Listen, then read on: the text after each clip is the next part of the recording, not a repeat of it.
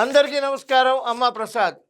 మొన్ననే గౌరవ ముఖ్యమంత్రి చంద్రబాబు నాయుడు గారు అసెంబ్లీలో తిరుమల లడ్డూపై కానీ హిందూ మనోభావాలు దెబ్బతినే విధంగా గత వైఎస్ఆర్సీపీ చేసిన తప్పుల గురించి సవివరంగా గంట సేపు మాట్లాడారు ఆయన.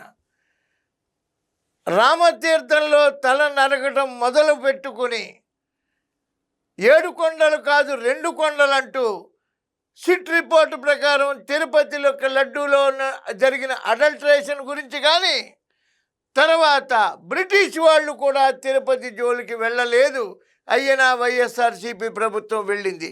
60 లక్షల లడ్డూలు, 234 కోట్లు, 60 లక్షల లీటర్ల నెయ్యి, 234 కోట్లు క్యాష్, అదేవిధంగా 20 కోట్ల లడ్డూల్లో అవినీతి జరిగింది.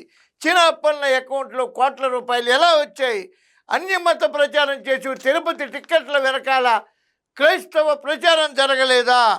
అదేవిధంగా లేని పింక్ డైమండ్ని సృష్టించలేదా? అలాగే పరకామణిలో చోరీ జరగలేదా?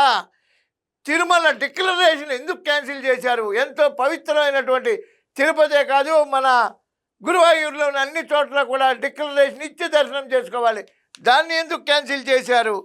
అలాగే అంతర్వేది రథం, తర్వాత బిట్రగుంట, విజయవాడ వెండి సింహాసనాలు, 1 2 క్రిస్టియన్ అయినటువంటి ఒక రోసయ్యని ఉన్నత పదవిలో నియమించారు. పద్మావతి వీసీ క్రిస్టియన్, వెంకటేశ్వర యూనివర్సిటీలో దేవసహాయం అనేటువంటి అధికారం నియమిస్తే వెంకటేశ్వర స్వామి ఫోటోలే తీసేశాడు ఆయన. ఎన్ని తప్పులు! 1 2 ఏ తప్పు ఎక్కడ ఆగలేదా? మీకెవరో శిశుపాలుడు మీకు ఆదర్శమా? శిశుపాలుడిని ఆదర్శంగా తీసుకుంటున్నారా, లేకపోతే శిశుపాలుడిని బీటౌట్ చేయాలని ప్రయత్నిస్తున్నారా? ఒక భీష్మాచార్యుడు, ఒక ద్రోణాచార్యుడు, ఒక ధర్మరాజు ఆదర్శంగా తీసుకుని చంద్రబాబు నాయుడు గారు ఉంటే మీకు శిశుపాలుడు ఆదర్శమా? భవిష్యత్తు ప్రజలు నిర్ణయిస్తారు, గుర్తుపెట్టుకోండి.